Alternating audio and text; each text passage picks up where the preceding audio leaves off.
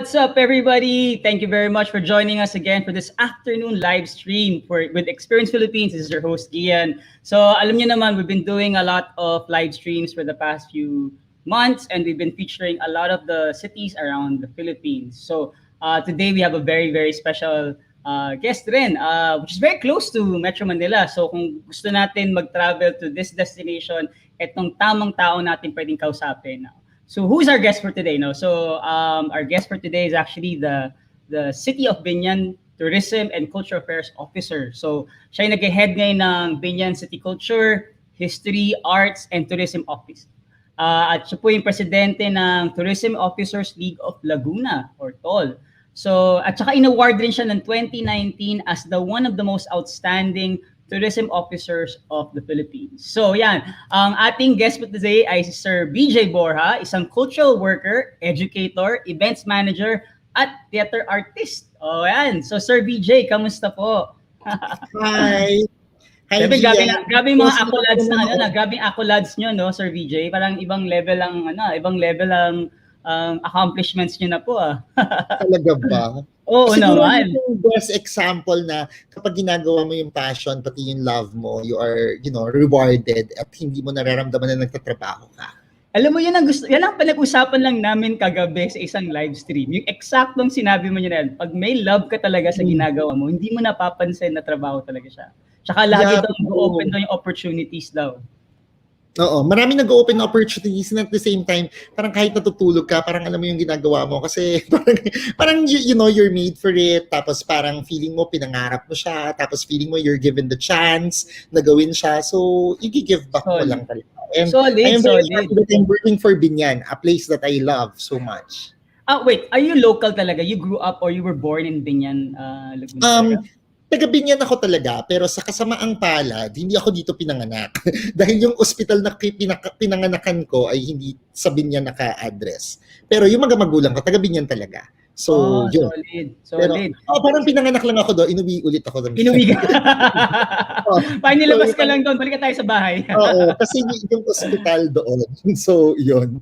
So, pero kaya hindi ako, parang birthplace ko, hindi Biñan. Pero hindi proud ako kasi ang birthplace ko is Calamba, Laguna, which is doon pinanganak si Rizal. Ay, no. May mga nagko-comment na nga, excited na daw sila for this live stream. Ayan. So, may mga nagsasabi rin na love your passion love and passion will get you a long way, o di ba? Sir BJ, pag-usapan natin. Yes. I've been to Biñan lang for to be honest, I've never gone around Biñan. I've always gone around other places of Laguna but never really in Biñan. Surprisingly, which is yun ang sakit siguro ng mga taga Manila. Yung malalapit na lugar, hindi mo talaga binibisita kasi alam mo malapit lang. So maganda sigurong pag-usapan natin yun, why it's nice to go to Biñan or to places that actually like very close to us, especially kasama ang Laguna sa NCR bubble po, no? Yes, correct. Part tayo ng plus. Okay, ano pa yung tawag sa Anong tawag sa mga taga Biñan? Biñanense. Paano pronunciation? Biñanense. So pag local ka na taga Biñan, so ang tawag sa iyo Biñanense. Biñanense. So kayo po ay isang tunay na Biñanense. Correct. Ako tunay na taga Quezon City lang. Ang sad ng buhay ko. Ano tawag sa mga taga Quezon City? May tawag ba pag taga Quezon City ka? Wala.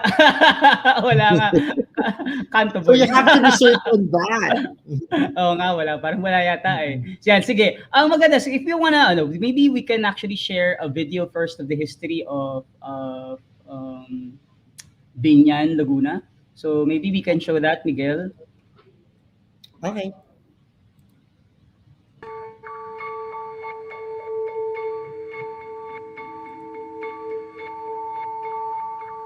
Sinuyod ni Kapitan Juan de Salcedo ang kahabaan ng Laguna de Bay. Habang binabagtas niya ito, natagpuan niya ang isang payak na pamayanan sa tabi ng isang ilog.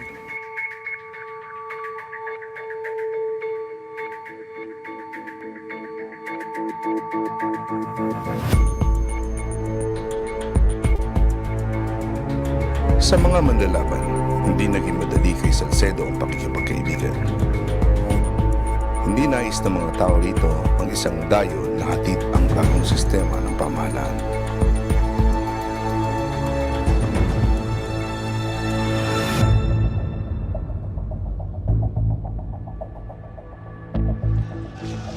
Nagkaroon ng isang labanan.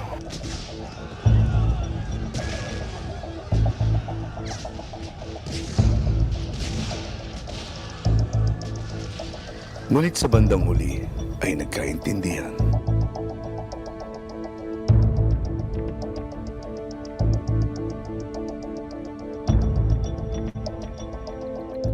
Kasama ni Salcedo ang mga misyonerong Agustino upang ipalaganap ang Kristyanismo.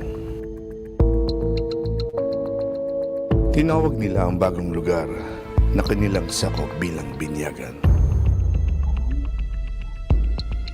Ngunit hindi ito naging matataas sa mga dayong Kastila. Ang binyagan sa kalaunan ay naging Biñan.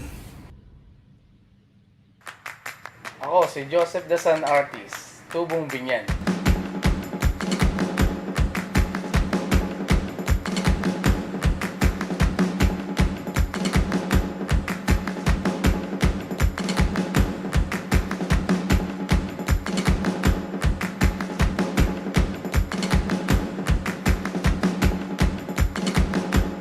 Bilang punong lungsod, nasusundin ko ang mga batas at kusa kong babalikati ang pananagutan ito nang walang anumang pasuban o hangarin umiwas kasi hanawa ako nito.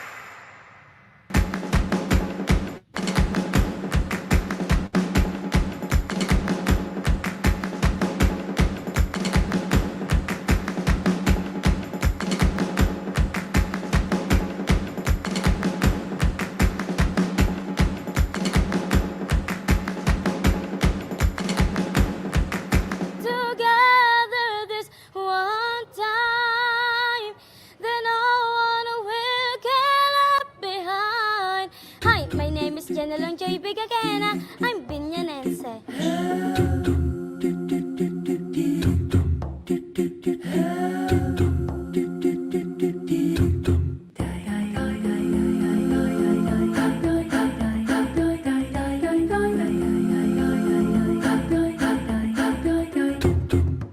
Ako si Charlie Calvadores, baseball pitcher, batang Biñan, pusong Biñan.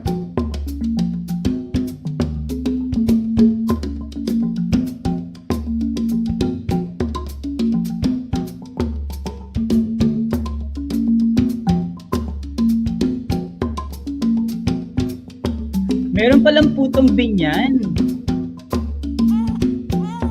Doon pinangalan yung Puto after the town Biñan. Sikat yun, Puto Biñan. Alam mo, ang dami ko natututunan pala sa first video na to. Like, I didn't know na yung first na... Wag! Madami ka ba explain? Kailangan palang makatikim ka ng Puto Biñan. Alam mo, papadalhan kita.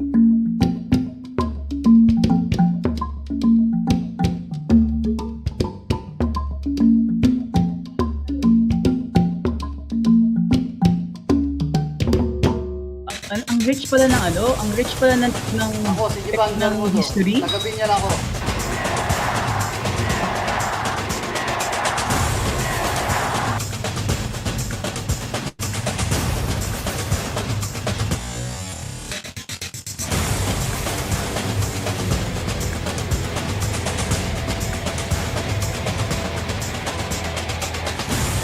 Uy!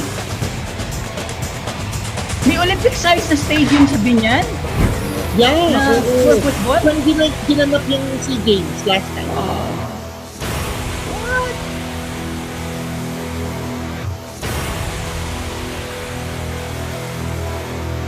Alam mo, first time ko pala napanood to.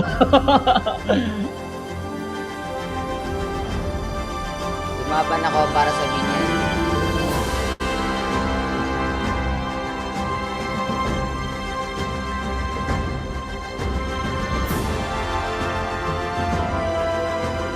Grabe, ang babata pa ng mga tawag doon, mga politicians sa Biñan.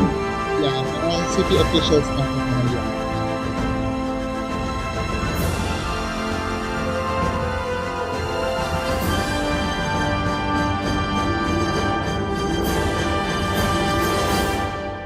Bigyang halaga ang buhay. Halina sa lungsod ng Biñan. Buhay ang nakaraan, sumasalubong sa hinaharap. Come and experience the city of Biñan. Dahil sa lungsod ng Biñan, mamamayan ay maaasahan. Legit. Grabe, solid.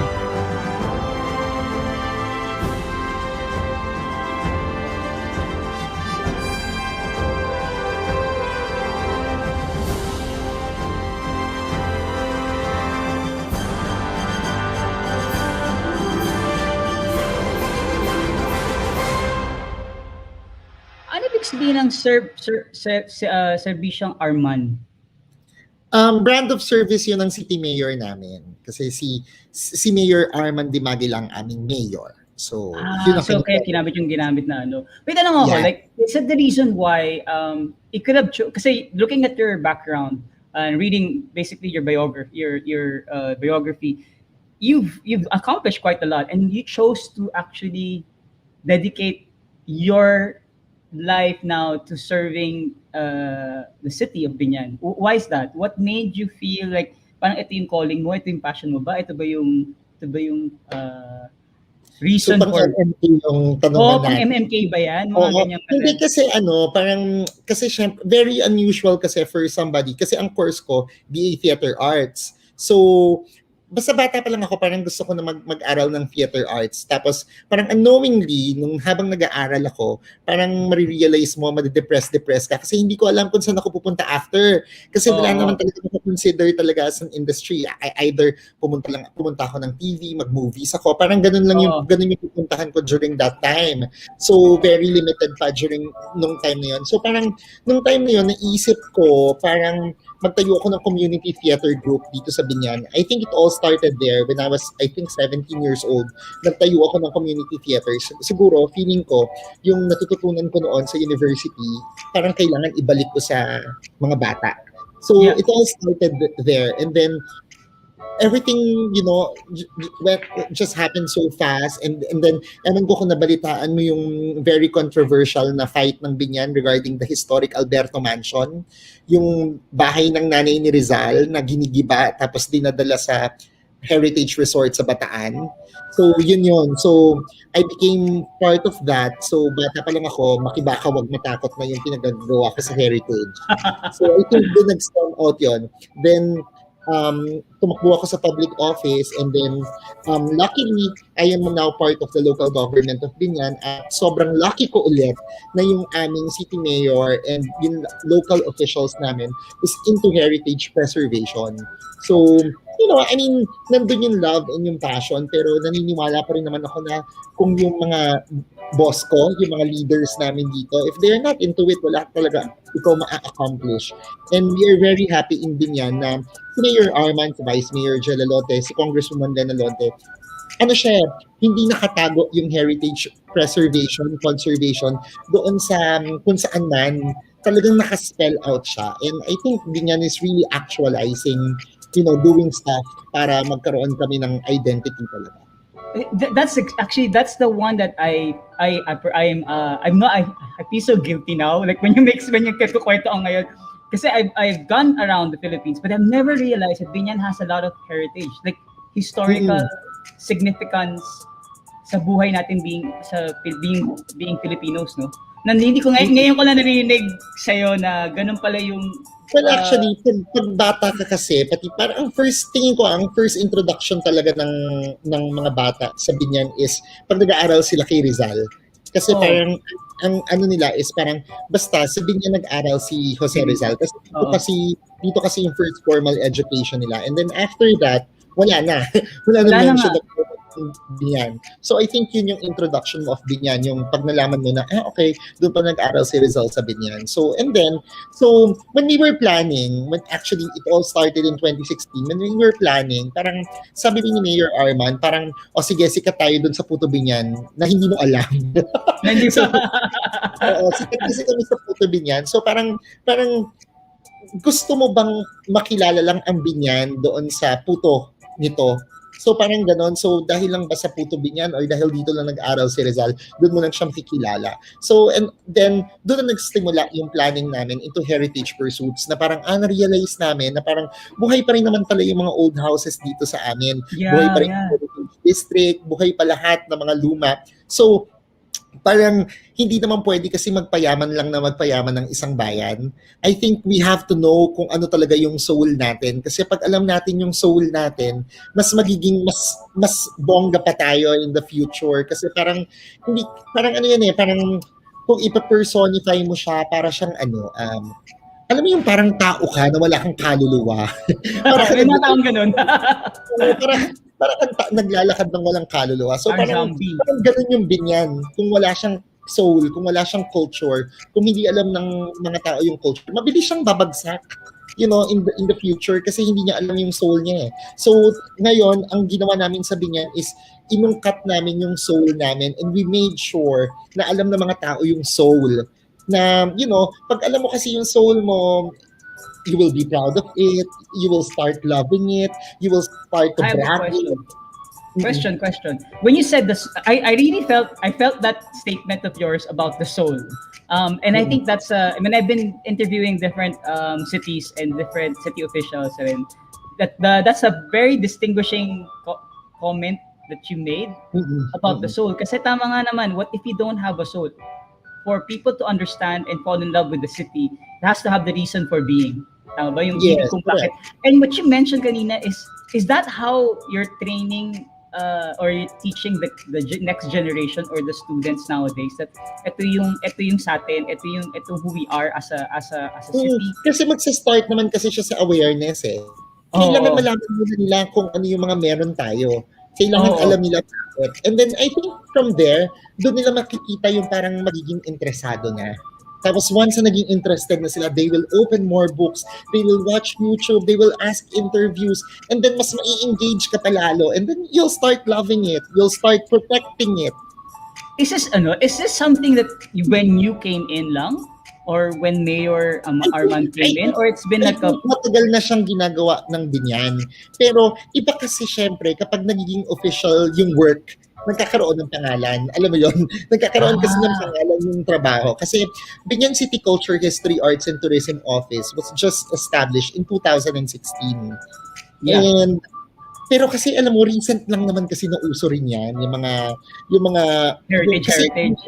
Kasi nung mga panahon noon, yung tourism, under lang talaga siya ng kung ano-anong department sa city government or sa municipal government. Parang nito lang talaga nauso rin yun, talagang ginagawa mo na siyang separate na office. Parang ganon. Tapos parang, I think nagsimula yung trend na yan nung syempre yung mga bayan-bayan na yun, yumayaman na sila, di ba? So yung mga luma nilang munisipyo, naiiwan kasi nagpapagawa sila ng mga bagong city hall, bagong munisipyo. So yung mga lumang structure nila, yung mga lumang building nila, tineturn nila into a museum. Diba? Ganyan yung trend. Yeah. So, I think doon nagkaroon ng start na parang, since may museum na baka kailangan gawing official, baka kailangan i-establish na yung tourism office is a separate office, yung gano'n na siya. So, yun.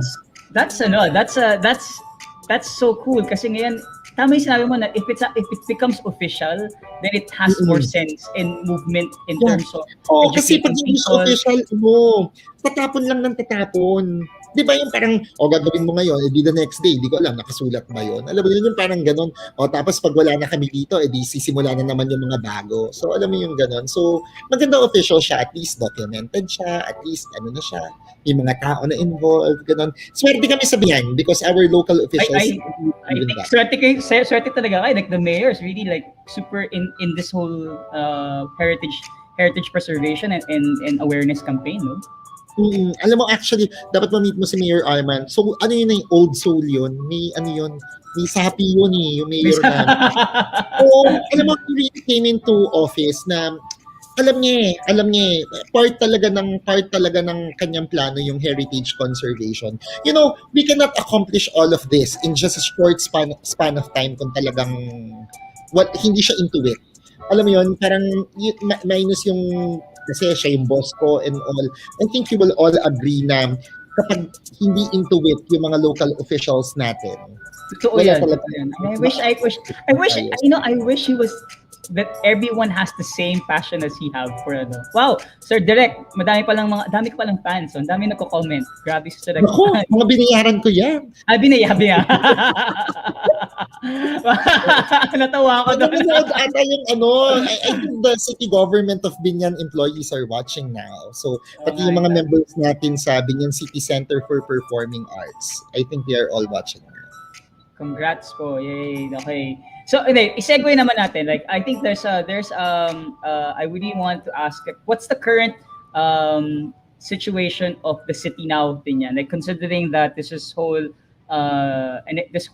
program that you're currently doing, and may pandemic pa naman tayo, although we're part of the NCR bubble. Ano yung mga ginagawa ngayon ng city ng Biñan? Well, tuloy pa rin naman kami dito sa Biñan sa pagpapatupad ng projects namin. But of course, syempre pinatutupad namin yung minimum health standards na set ng IAP. Hindi naman kasi pwedeng mag-stop ang government, So, dire-diretso pa rin yung serbisyo natin. Hindi nga lang open yung mga tourism sites natin kasi bawal pa kasi bumalik tayo ng GCQ. So hopefully pag nag-GCQ na tayo, we can start, 30% again na capacity ng ating mga tourism sites. And then second, I think kami dito sa Biñan is si Mayor Arman kasi very into various projects pa rin siya na may kaugnayan pa rin syempre doon sa pagpapalago namin dito sa city namin. So, tuloy pa rin yung mga infrastructure programs namin, health programs, education program, livelihood program. So, may pagbabago nga lang kasi syempre hindi na ganun karami yung taong nakakasama namin. So, minsan online lang, gano'n. So, lumipat naman tayong lahat sa ganung platform na eh. Pero sa kabilang banda, tuloy pa rin ang buhay namin dito sa Biñan. Para saan pa ba't naging city of life kami kung papatayin namin yung... Hindi nga, actually, gusto ko malaman ngayon, bakit naging tagline nyo ang city of life? Ang pinagsimulan yan is parang, kasi life is buhay. Kasi alam mo, dito sa Biñan, buhay ang buhay. Alam mo ba yon? So, whatever your life's needs, meron kami yan dito sa Biñan. Kasi ang Biñan kasi, pag nagpunta ka dito, 24/7 kasi kami. Pati, alam mo yon, yung parang hindi nagko-close ang Biñan. Pati parang gateway din kasi ito. Tapos we have this, palengke, which is so alive. Parang divisoria of the South kasi to. So, lahat ng mga may pangangailangan sa Muntinlupa area, doon sa Far Laguna, dito sila kumukuha ng mga angkat. Tama ba yung word ko? Angkat. Basta dito sila kumukuha. Alam siya, drop-off point ba siya ng mga mga goods? Yeah. Tapos sobrang mura ng mga paninda. Like pag pumunta ka dito ng mga 8 o'clock, sa mga usual na panahon pag pumunta ka ng mga 8 o'clock dito, ang dami-dami ng nagtitinda para na siyang night market talaga. Tapos ganun ang Biñan. So it's full of life. And second, kasi yung tagline na City of Life Experience Biñan, naka-embed siya dun sa you have to love Biñan kasi using your 5 senses. So experiential siya eh. So you have to see parang Experience Philippines yan taste Biñan, see Biñan, ganoon. So nagulat nga ako, actually tuwa ako kasi ang pangalan ng show ng Experience Philippines. Yes, bagay na bagay kami. Actually yung sinabi mo kanina, exactly what we do kasi we believe in experiential activities that you have to target all the 5 senses. For you to have good memories kasi.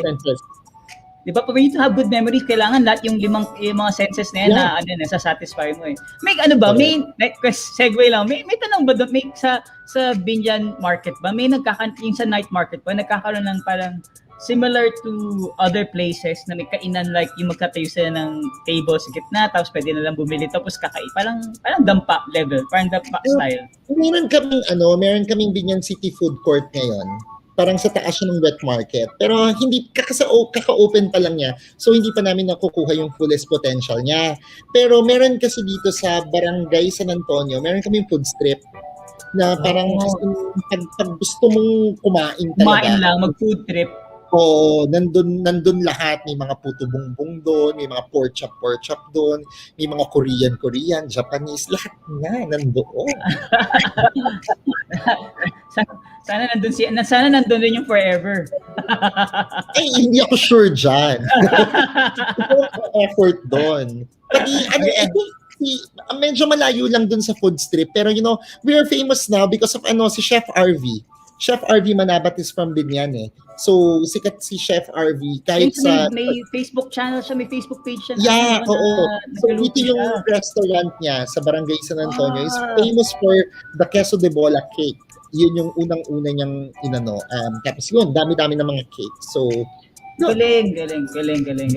Sabi pala, this is what I like about talking to people who are actually from there. Malalaman mo talaga mga places that you don't normally would see or read anywhere else because you get it straight from the Tapos tourist. yung pandemic, maganda gumawa kayo ng vlog.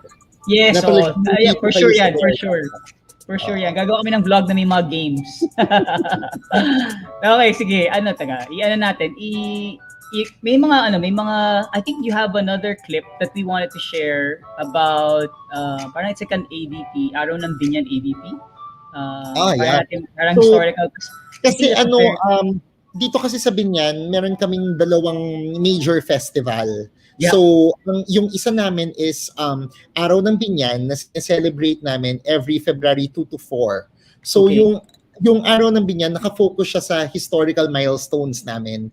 So, the cityhood anniversary, yung liberation namin from the Japanese Imperial Forces, tapos yung foundation anniversary namin. Tapos, the other festival naman, which was, well awarded by the DOT Pearl Awards, was the Puto Latik Festival na sineselebrate natin every May 15 to 23. O, di ba? Uy, malapit na! So, Saturday happy na. advance Puto Latik Festival sa lahat ng mga So, yun. So, syempre, yung Puto Latik Festival focuses more on the tourism products, the Puto Biñan, and the Maglalatik dance. Alam mo ba yung Maglalatik dance? Yung mga bao-bao. Ay, yeah. Oo. Yun, Dito pa. Yes, dito nag-originate yun sa Biñan. So, that's what talaga? we're celebrating sa Puto Latik Festival. So, yun. So, yun yung dalawang major okay yun festivals. It's so nice to hear that madaming mga historical, ang dami palang ang pagkakain dito kasi ng Latik dance is nakita ko lang yan sa mga pag sa school, di ba? Nagkakaroon kayo ng presentation. May mga magsusuot mo kasi yun ang pinakamadali yatang gawin. Yung papatutugin mo na lang yung mga... Oy, may yun may movement yun. Pati historical ang movement yun. Hindi pwedeng basta-basta tap yun. Parang ginagawa nila basta-basta lang yata yun eh. Hindi magagaling yung mga estudyante na yun. Anyway, sige, bakit natin yung video about the Araw ng Biñan? I think people would love to see it as well.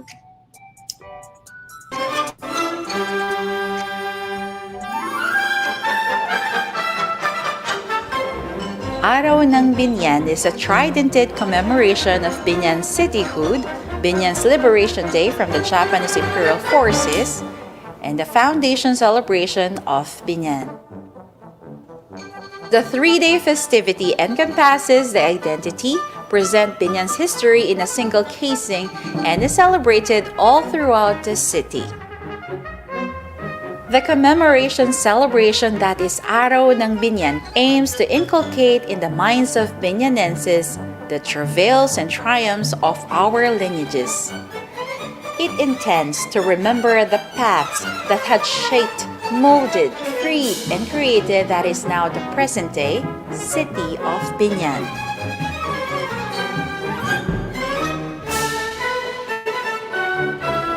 February 2, 2010 was the day when the municipality of Biñan held a plebiscite to vote for its cityhood.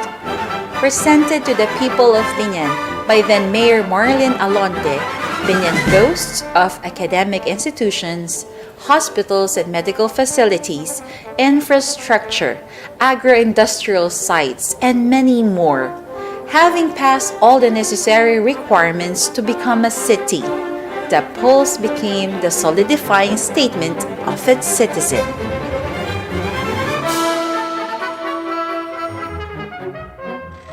The Philippines groaned under the heels of Japanese domination from January 2, 1942, their official entry into Manila, to February 23, 1945, when Japanese organized resistance suddenly ceased entirely in Manila upon the destruction of the walled city of Intramuros. For the people of Biñan, freedom and liberation from oppressor was February 3, when the hunters' guerrilla troop fought the Japanese forces and freed Biñan. The exact foundation day of Biñan as a municipality during the Spanish regime is ambiguous. The local government of Biñan thus commemorate the municipal foundation during February 4 of every year. As Biñan City moves forward, communities are growing, students are learning, entrepreneurs are moving up on a bigger scale. Araw ng Biñan is Biñan's efforts to remember. Nice.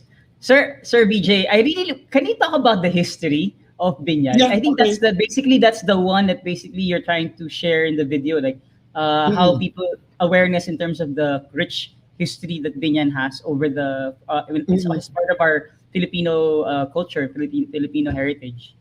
Sige. Ano ba yung pwede nating alalahanin? Basically, yung highlight nun is, one, alam mo, nagkataon lang talaga na sa history, parang nabuo namin yung 3-day cycle. Pero hindi namin sinadya yun. So, February 2, 2010, when we became a city, so from being the richest municipality in the Philippines, so naging city kami in 2010. So, syempre, doon, parang pinapakita natin doon, yung importance ba ng naging contributions ng bawat isang taga-Biñan, di ba? Na parang, kasi hindi ka naman magiging city kung hindi naging maaasahan yung mamamayan ng mga taga-Biñan, di ba? So, because they pay taxes so well, people are so organized, tapos marami tayo mga resources and all. So, yun naman yun eh. Tapos, February 3 of 1945, nung lumaya kami sa Japanese Imperial Forces, kasi itong part na to, nasakop din kasi kami ng Biñan. So, though hindi naman kami na bomba and all, so, that was the time na parang nireclaim kami ng mga Pinoy ulit, ng mga Pinoy troops, ng mga guerrilla forces natin. So, that was 76 years ago. So, yun na siya. So, tapos, yung February 4 naman, wala kaming exact date, pero February 4 na lang yung nilagay namin. Pero kasi, in 1747, parang doon tinayo ang Biñan na official pueblo ng Spanish government. Yun yung storya noon. Pero yung name ng Biñan, kasi diba yung previous video na pinakita natin, it's coined because of doon binibinyagan yung Binyagan. Kasi nga parang, actually, meron kaming 3 pinaniniwala ang pinanggalingan ng pangalan ng Biñan. Pero ang pinaka-popular is yung Binyagan. So, yung pinaka-popular na Binyagan, kasi nga in 1571, dumating nga dito yung mga Spanish, ganyan.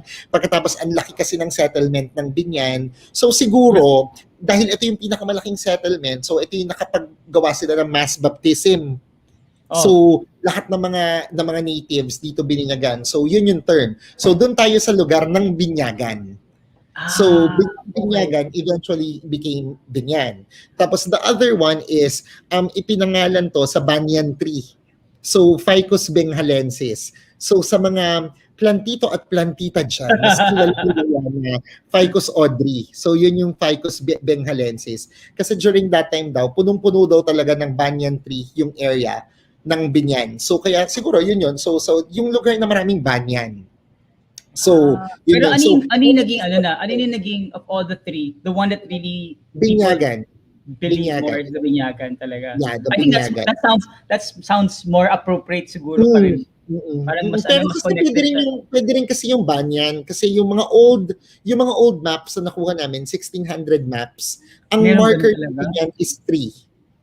Puno ang marker ng Biñan. So, hindi kasi yung puno kasi, di ba, pag old map yon, hindi naman pwedeng isang puno lang yon. So, siguro, 1 tree is represented by 20. Alam mo yon, yung ganon. Yeah. So, marker siya puno. So, probably, marami rin talagang banyan tree. And the other one, I would just like to continue kasi maganda siya. It's a Hindu word. Yung banyan is a Hindu word for mercader. So, mangangalakal. Mercader. So, mangangalakal.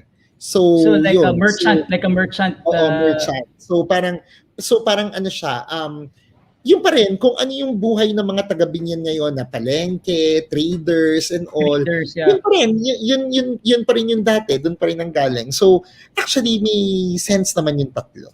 So, but of course, hindi natin alam yon kung ano talaga yung truth. So, pero yung popular belief is Popular Biñan. belief. Parang sarap gawa ng story, ano? Parang sarap gawa ng parang like an actual documentary of the history of Biñan. Actually, yan ang masarap sa history kasi nag-unveil ka na nag-unveil. Pati araw-araw may natututunan at na-discover ka. True. Ito, I have a question naman. It's like if I were to go to Biñan like now, like what are the like the places that you would recommend in terms of historical aspect that you would recommend that you will historical, syempre, pupunta ka muna dito sa plaza.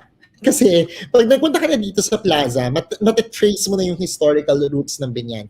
Like the Centro Pecultura ng Biñan is here. It's the old municipal building, 1800s. So dito naka-house ngayon yung Biñan City Museum and then the Biñan City Library na nandito ako ngayon. so ito yon yung Biñan City Museum and the Biñan City Library. And then across this building is the historic Alberto Mansion. Yun yung kinukwento ko sa iyo kanina na ginibang bahay. Tapos, now, this is now a monument ng unity at pagmamahal ng mga taga-Biñan sa kanilang kasaysayan kasi this was expropriated, binili ito ng pamahalaang lungsod at ngayon itinayo na siya. Wow. So ito yan nakikita niyo sa screen. That's the historic Alberto Mansion. Sir BJ, pwede question lang ako. Matas talaga kami ko ngayon. Sige lang. Parang na-recitation ako. Meron ka talaga kang heritage walk that you do? Kasi it's part of the kasi itong plaza, ito yung tinatawag ng Biñan City Heritage District. So, kaya mo siyang lakarin. Actually, dito rin sa tabi lang namin yung palengke eh. So, right after that, pwede ka nang bumili ng kung anik-anik.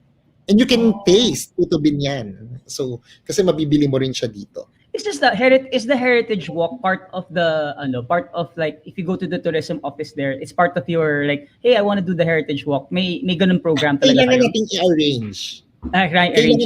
Kailangan nating i-arrange kasi nakakatawa naman nag-heritage walk tayo, tatatlo tayo, di ba? Sayang naman yun. Oo nga naman.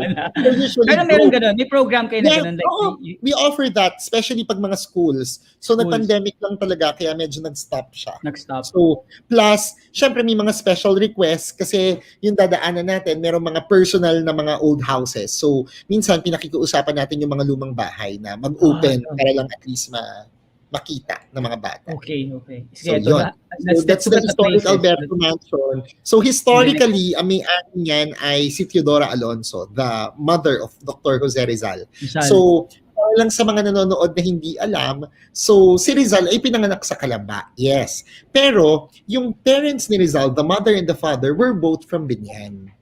So, yun. So, naka-proud pala sa inyo, no? So, if you're from taga Biñan and you're Biñanense, you really be proud kasi diba? Yung Spartan roots. Yung roots ni Rizal really came from here. Actually, ang hindi alam ng mga tao is, tignan mo kung ganong kalalim yung pagiging Biñanense ni Rizal, ha? Si Teodora Alonso, yung father niya at yung grandfather niya, former mayors of Biñan. Si Francisco Mercado, the father of Rizal, yung father niya at yung grandfather niya were former mayors of Biñan as well. Wow. So, ganun kalalim yung roots ng Rizal family dito sa Biñan. It just so happened na nung panahon ni Rizal, di ba, nakabili sila sa Dominican Estates, doon sa Calamba, pagkatapos doon sila nagrenta. So, kaya doon siya pinanganak. Ang swerte ng Calamba. Pero kung hindi man, dito sana siya pinanganak. Sa Biñan. And the connection of Rizal, I do not lang know if you have a picture. So, if you have a picture of the Rizal Monument, para makonect ko na rin. You can check out the pictures.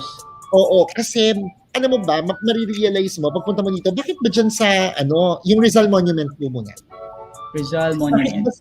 Bakit ba sa Biñan, parang ang laki-laki ng monument yan? There. So, bakit ba dito sa Biñan, ang laki-laki ng monumento ni Dr. Jose Rizal? That's the reason why. Kasi, actually, this was hailed. So, noon, this was second largest next to Luneta. This monument. Wow! Oo. So, syempre, pagkatapos ng syempre, itong mga present time, hindi mo na ma-expect ano ibig sabihin ng largest, di ba? Gusto nila lahat malakihan. So, syempre, iwan na yan. Pero, 1918 yan. Pinayo yan noong 1918 and ang trivia dito is ito. Oh, carry mo na ba yung trivia? Kasi, nung pinagawa ng mga Amerikano, yung monumento, kasi mga Americans yan yung nag-sponsor na para magkaroon ng monument ni Rizal sa Luneta, di ba? So, nagpa-contest sila. It's a worldwide contest. So, na mag-submit sila ng parang design ng monument ni Rizal. So, yung naitayo sa Luneta was the second place. So, hindi yun yung first place. The second place. Kasi masyado daw, parang logistical, parang masyado mahirap itayo yung first place. So, etong Biñan, yan yung first place na design. So, yun. Wow! Bakit di alam ng mga tao yan? Kami alam namin. Bakit di alam ng mga tao yan? Actually, this picture doesn't do much justice kasi mas maganda yung buo. Kasi lang, pedestal lang itong nakita Pero kung pinakita yung buong picture, makikita nyo na it's so nice. Kasama ko yun sa TikTok, did you know? Did you know that? Okay, yan. So yun, tapos punta tayo doon sa School of Rizal Site and Museum. So yung School of Rizal Site and Museum, yan. So, di ba, so mapapansin mo ngayon, si Rizal kasi napanganak siya sa Kalamba, di ba? Pero, of all places naman, nasa Kalamba ka na't lahat. Bakit ba nung nag-aral si Rizal, bakit ba naisip ng parents niya na dito siya sa Biñan mag-aral? Bakit layo? Taga dito nga sila Nagigets so, wala na. The best teachers was from here. Yung mga kapatid niya dito lahat sa Biñan nag-aral. Di ba gano'n naman yun? So parang siguro inisip ni Chudora Alonso ni Francisco Mercado na nandun naman yung mga talagang magagaling, pati yun naman talaga yung mga kamag-anak natin. Doon na lang natin siya pag-aralin. So yun. So dito siya sa Biñan na paaral, 1869 to 1871. So yan yung structure na yun. So dyan pa rin sa site na yan. So merong national historical marker yan. So, sa tunay na buhay, that's open from Tuesday to Sunday. So, ng free admission. Wow, So, cool. pwede niyong puntahan. So, yun. So, this was acquired by private property to, but this was acquired by the city government in 2015 ni Mayor Len Alonte during that time. So, kaya naging open for public na siya. Nasa-share niya ng mga taga-Biñan. So, yun. So, ano pa mga picture natin dyan? Ano pa yung mga pictures na nandyan? Yung the next Senora de la Paz Parish Church is, ito yung place kung saan nagdadasal si Jose Rizal when he was in Biñan. So, kasi 2 years din yun, I think 1.5 years, parang ganon. So, dyan siya nagdadasal kasi si Jose Rizal is a devotee of Our Lady of Antipolo. So, itong Senora de la Paz Ibon Viaje, Antipolo yan So, yun. So, dyan siya nagdadasal. So, when he was Sir BJ, may nagtanong. I think, I don't know, this is a quite interesting question from David. Americans, wala tuloy. Ito. Americans ata ba nag-decide na si Rizal ang national hero? Well, baka coin mo kasi si Rizal kasi is American-sponsored hero. Yun yung term. Kasi nga, di ba, parang ang mga nagpapatay sa kanya, mga Castilla, di ba? We all know the history. Dumating yung mga Espanyol. So the Espanyols was, winning all of us. So gusto nila parang makuha nila yung loob natin. So syempre itong mga Espanyol naman parang sila yung parang pinatay ng mga Castilla si Rizal. Si Rizal ang inyong hero. Ganyan, magalit kayo sa kanila. Ganyan. So kaya parang ang tawag kay Rizal is American-sponsored hero. Oo, American-sponsored hero. Pero unfortunately, wala ni isang batas na nagsasabi na si Rizal ay national hero natin. But, now? Oo, wala talagang batas. Kahit saan nyo hanapin. Meron tayo national heroes. Marami. So, kasama dyan si Andres Bonifacio, Apolinario Mabini, si Tandang Sora, si Lapu-Lapu, maraming ganon. Meron tayong national heroes. Pero yung si Rizal lang yung national hero, wala. So, pero nonetheless, kaya wala, ma-undermine mo. Oo nga. Parang, I think there are other achievements of other heroes din naman. Sige, ano pa yung mga ibang mga places to visit, places to see? Ano pa ba? Rizal Monument. Yeah, ito, yung Sentrong Pangkultura ng Biñan na mention ko na sa inyo kanina. So, nandyan yung City Museum and Library at nandyan ako ngayon. Wow.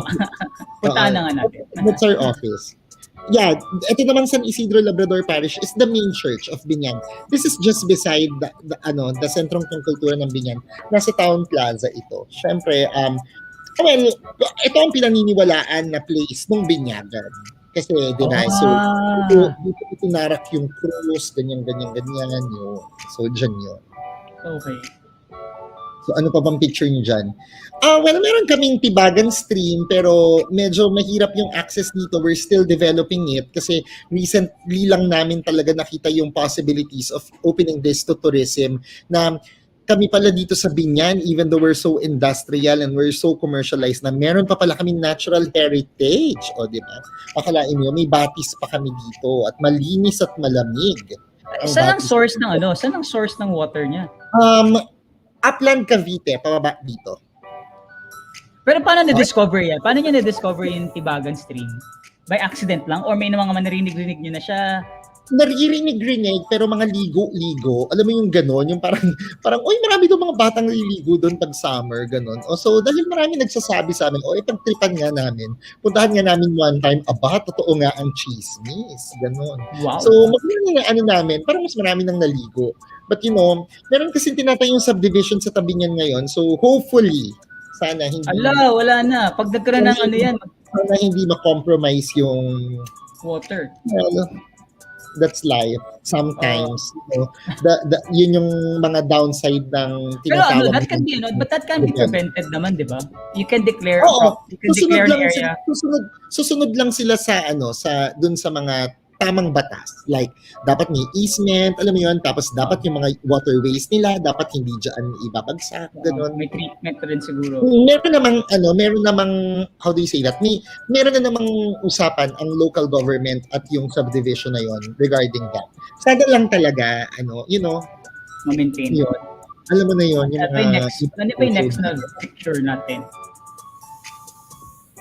Products to offer. Well, I just wanted to add, yung Splash Island, syempre nasa Biñan yun.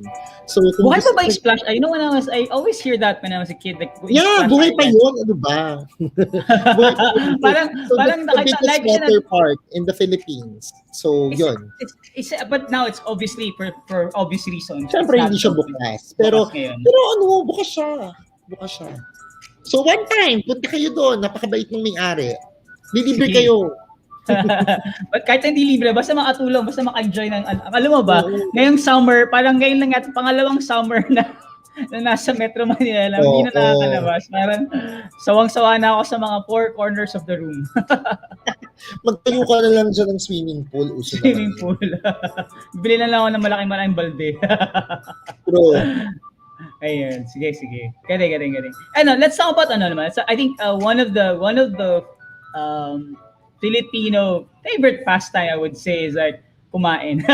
I think that's hindi mo mawawala sa usapan lagi or hindi mo mawawala sa offer. In fact, diba sinasabi nga nila, ang kamustahan natin sa Pinoy, hindi yung kamusta. Actually, kumain ka na.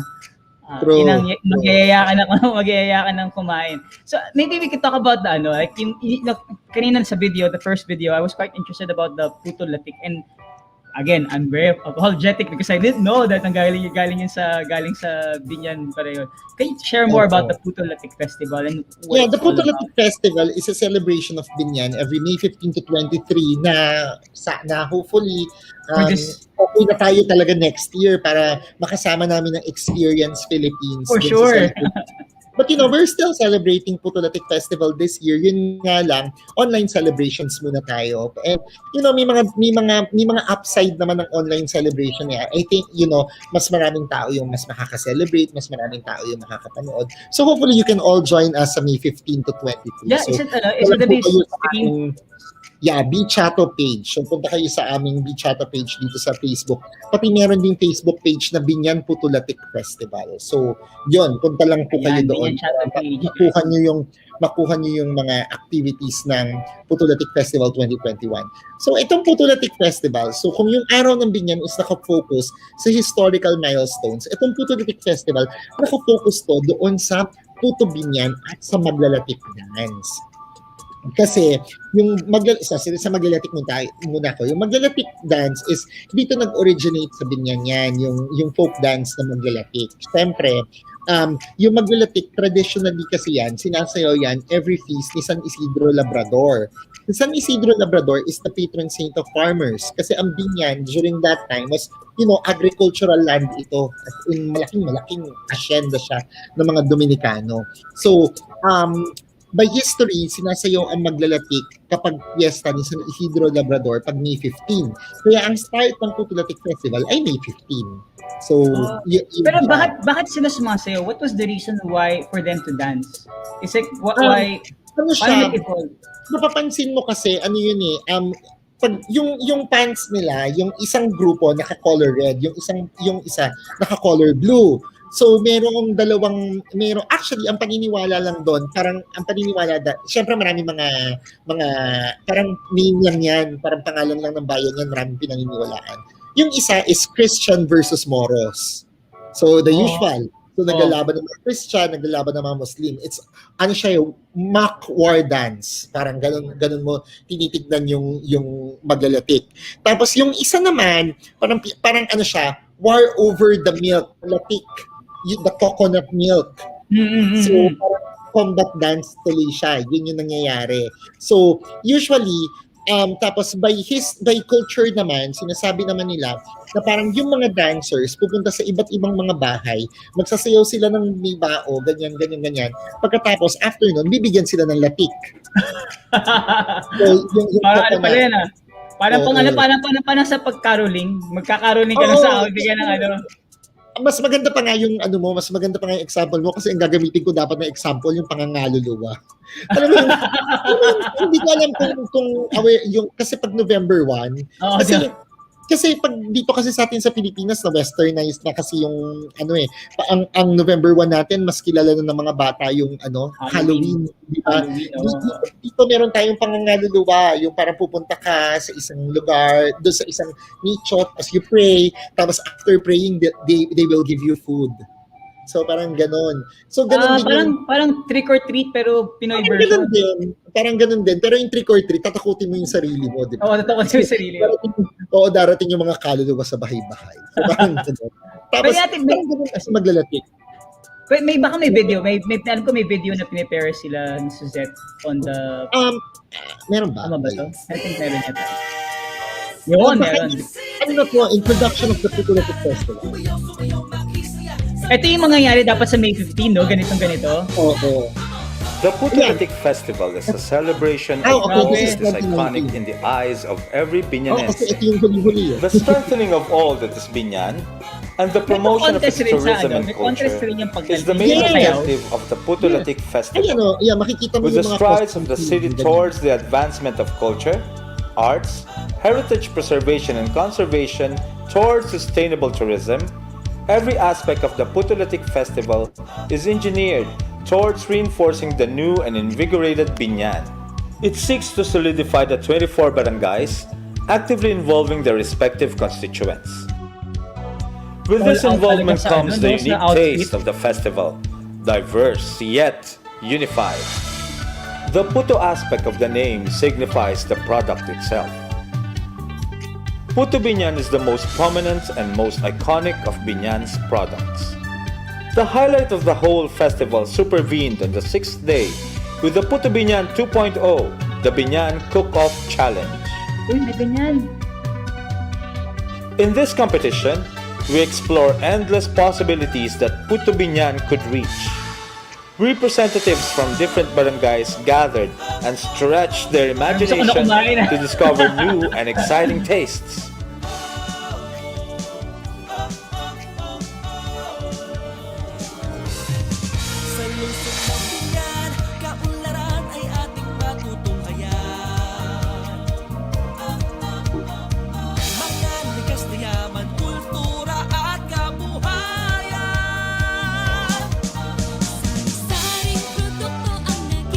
Sir BJ, ito bang Puto Biñan, is it exported? I mean, do you sell it outside of Biñan? I mean, the nationwide available. Parang may mga outlets Alam mo, actually, sa Biñan The mo talaga Latik part of the festival name is indicative of Biñan's You have to native go to talaga, land, dadayuhin mo talaga. the Maglalatik. Kasi, ano siya, freshly baked, freshly cooked siya. Yan yung Maglalatik. Our very own puto and other products is in the forefront of the whole celebration. Yung sayaw kanina, yung pinatin yung latik na sayaw, how did they know na ano yung, may choreography talaga siya, may dance na ano yung uunahin na The sombrero, tatamaan na.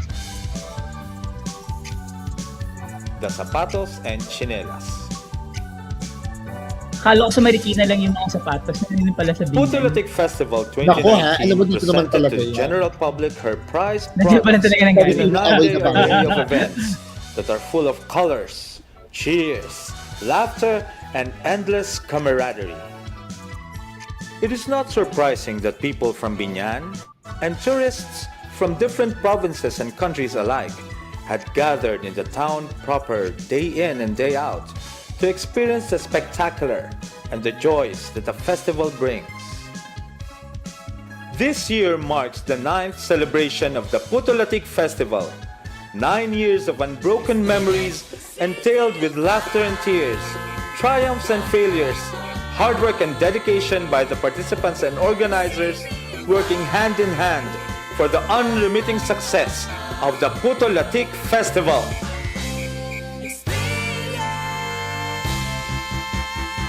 Nakakamiss yung ganyan, no, Sir DJ. True. Nakakamiss din yung mga, yung mga saya at yung ingay ng mga tao. Parang it reminds me of the different festivals that happen like in Iloilo, at Atihan, Yeah, or the one in ganun din naman siya. Siyempre, Parang bawat isang festival naman, may kanya-kanya mga character yan. Oo. So, like for instance, in Cebu and in Iloilo, siyempre mas naka-focus yun sa Santo Niño, Santo Niño, yes. Oo. sa Santo Niño. So, syempre, kami naman dito, the Puto Biñan and the Maglalatik dance. Which also has historical significance kasi Yeah, there's kasi sabi ko naman sa'yo, di ba? If you know your soul, kung alam mong soul ng isang bayan mo, dapat hindi pwedeng chapsoy yung festival. Hindi pwedeng pa-Miss Gay ka, pa-Mr. and Miss ka, and all Parang may pinapatamaan kayo. No, kasi kailangan kailangan naka-anchor yan sa kung ano yung, alam mo yun, hindi siya pwedeng chapsoy. Dapat may reason kung bakit mo siya nilalagay. Dapat may reason yan kung bakit mo siya sineselebrate. Kasi, di ba, parang di ba sabi ko nga sa'yo, balikan ko yung sinabi ko sa'yo kanina, kung hindi mo alam ang soul mo, maglalagay na lang ako ng kung ano-anong programa dyan na walang kakwenta-kwenta. So, parang But ganon. not everyone shares your, I don't know, but maybe I wish so maybe more of a wish that all municipalities share the same drive that you have, that they find their soul. Kasi not everyone knows the soul of their cities, diba? And that's how I feel. They have to. Well, I'm proud of Laguna.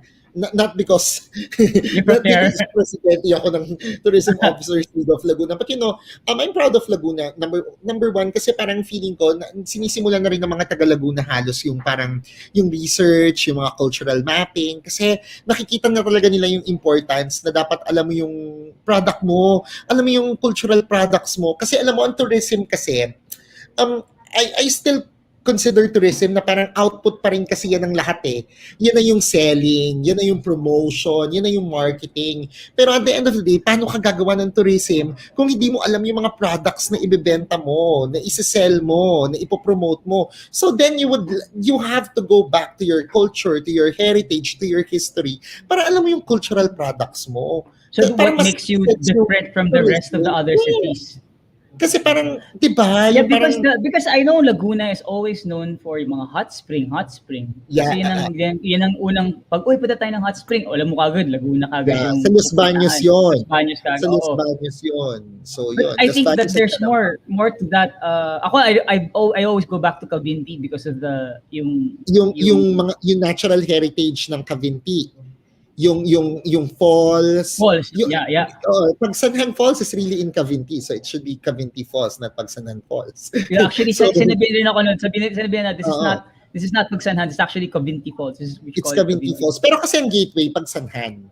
Pero syempre, ang Pagsanhan, may sariling beauty rin yan. Kasi sa kanila yung gateway So sa kanila yung river.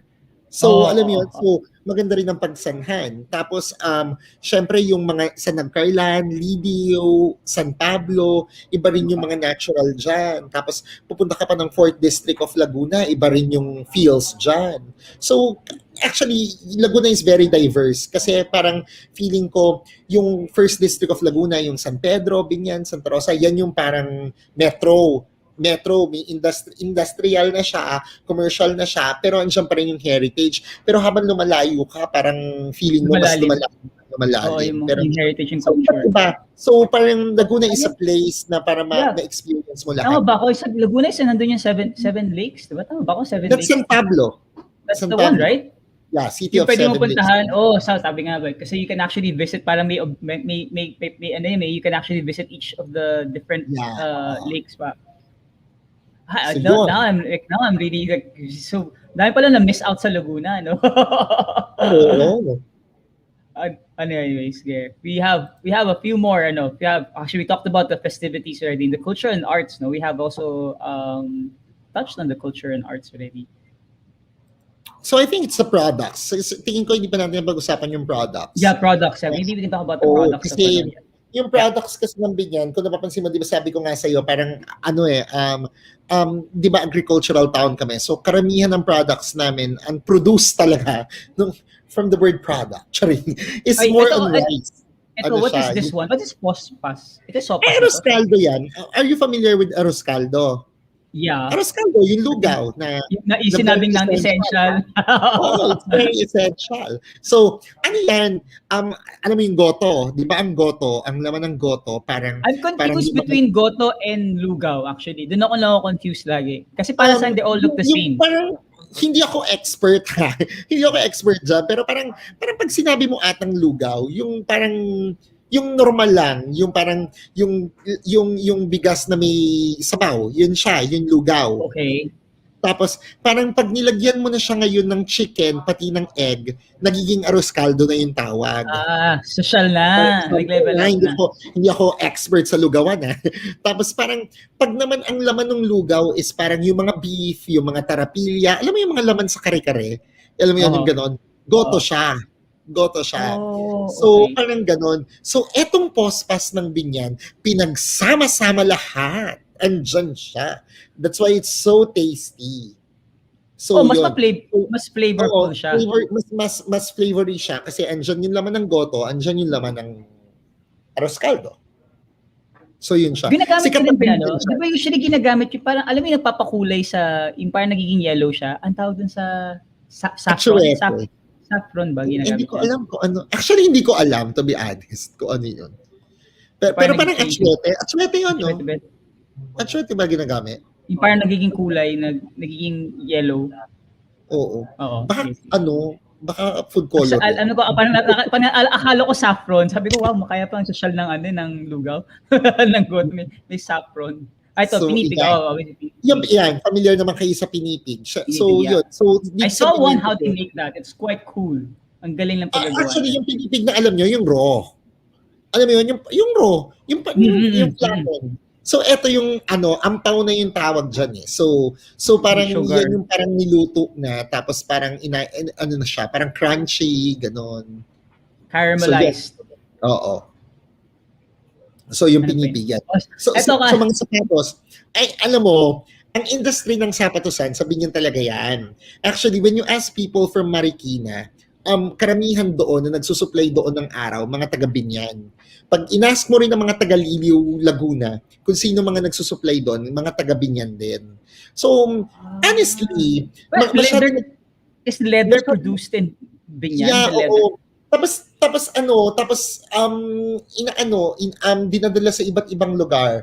Tapos siguro I think hindi lang naman Marikina and Liliw ang naapektuhan yan. I think lahat naman na nagmamanufacture ng sapatusan nag-iapektado nun sa open house policy nung hindi ko na matandaan ko kailan, pero mga time ni GMA yon.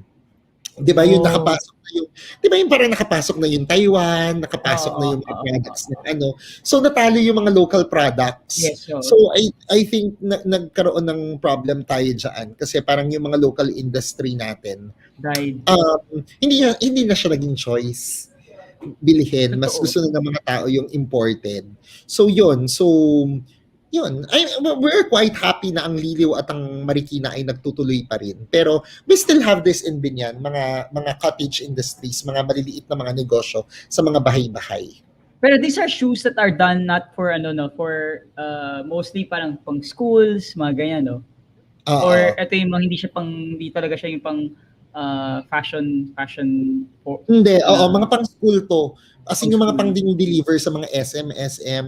Yung mga Pag sa Biñan ka, well, ako personally, product ako niyan.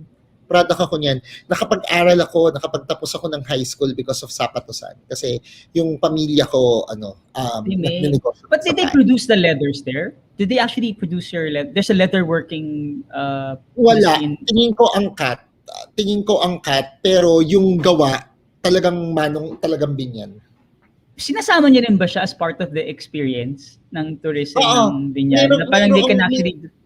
May mga nagre-research pa rin ng mga estudyante, tapos mayroong mga special groups na nag-a-ask kung pwede silang pumunta sa mga pagawaan. Pero meron naman, may mga open, pero may mga pagawaan kasi na medyo elusive. Kasi alam mo naman ngayon, pag business, pinupuntahan mo, akala nila taga-BIR ka. May mga ganyan. Pero kasi inisip ko lang, that's what, if it's a cottage industry and it's actually been there for a long time, isn't that part also of your culture? Yeah, part siya ng culture. Actually, ang ko nga dito, part yan ng hear Biñan, ng you have to hear yung kung paano, alam mo yun, kasi ako for instance, lumaki ako na parang naririnig ko na yung pukpuk, yung nagpupukpuk ng sapatos, yung every morning, ganun yung naririnig mo, buong araw pa pukpukan yung naririnig mo. So yun siya. So it's really part of Biñan's culture. And everybody knows about that. Is it still going to be like supported by the local government? Like may programs ang local government para para i-augment yung mga traditional shoemakers. Actually, nitong nakaraan parang kinomission ng city government yung ilan sa mga manggagawa, yung mga maliit na manggagawa para mag-provide para doon sa mga ipo-provide ng mga sapatos sa mga public school students. Kasi inisip ko lang, the reason why I asked that is because that can be part of you mentioned a while ago that it's about the here component of experience. It can actually be part of a workshop. Like, people can go there and learn on the practices on how yung mga sapatos are made. I did this one, nakalimutan ko na kung anong taon. I think that was in 2014 o 15 ata.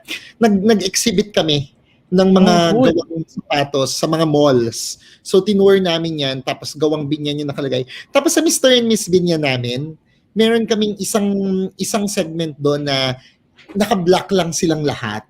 As in, wala ka ibang titignan, yung sapatos lang ang titignan mo. So yun yung ginajudge. Yung ginajudge yung sapatos. So pagbonggahan ng sapatos? Oo. So ang susuotin lang nila black para hindi nakatingin sa kanila.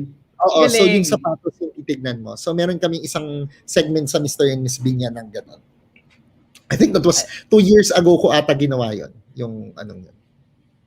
Usually ba, it's just a question like, whenever you have activities like that, pag nagpalit ba ng local mayor or nawawala rin ba yung mga projects na yun or na-maintain pa rin? Yun ang maganda kapag ang opisina ay opisina na.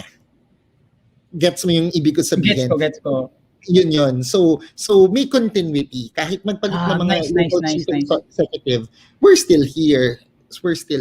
Na may continuity yung mga activities. Kasi sayang yung programs na yan. I think it's a very educational and at the same time it helps both. Like tama sabi mo kasi tourism is actually your sales. It's actually your marketing. It's like your face. It's like paano ko ba sasabihin yun? Masagwa man pakinggan kasi nasa public service ako, pero I am very proud na dito sa Biñan gets din ng mga local officials namin yon na parang alam mo dapat kasi hindi kasama sa politika ang kultura. I get. Alam mo yon kasi pag nasama kasi ang kultura sa politika parang kawawa naman yung future kasi yan nga yung soul eh. Totoo. I agree with that. There's one thing na hindi mo kayang i-change yun yung soul.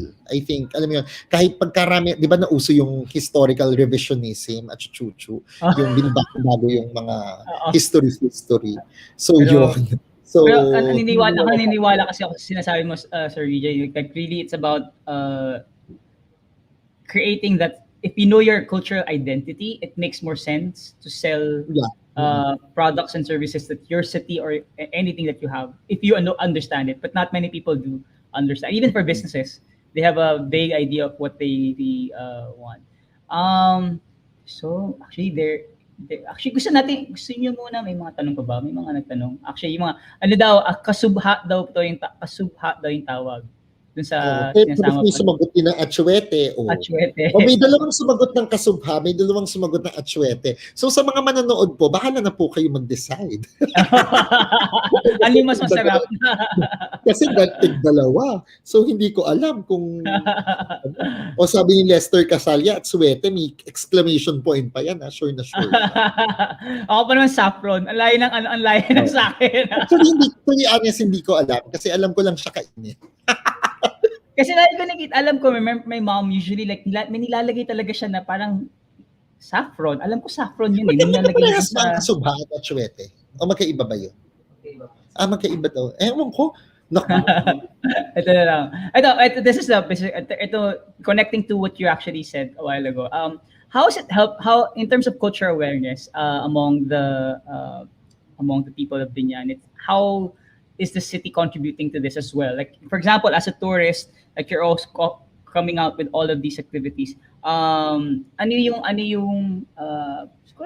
guess at the end of the day, ano ba yung ma-expect pa natin from the city of Biñan in terms of really the culture? Oo. Hindi kasi parang, just to answer the question, ano yung help na sa city nito? Alam mo yung pag-instill ng pride? Very important kasi yun eh, na parang, alam mo yun, yung, kasi meron kaming hashtag dito, yung Proud Biñanense.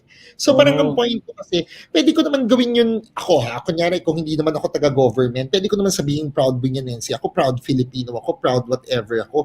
Pero I mean, ina-actualize ko ba yun? Talaga bang nararamdaman ko ba talaga sa buhay ko na proud na Pinoy ako, proud na taga-Biñan ako, proud na taga-Laguna ako? I think yun yung talagang gusto naming sabihin dito, na we're instilling pride here. Ipinakikita namin sa mga tao dito kung gaano kaganda ang Biñan. Pinakikita namin sa mga tao kung ano pa yung possibilities, endless possibilities, pag nalaman mo at mahal mo yung heritage mo. So, I think yun yung rason kung bakit ang mga tao sa Biñan ay mas nagiging proud. Naniniwala rin kasi kami na ang best marketing agents ng bawat isang city ay ang mga mamamayan nito.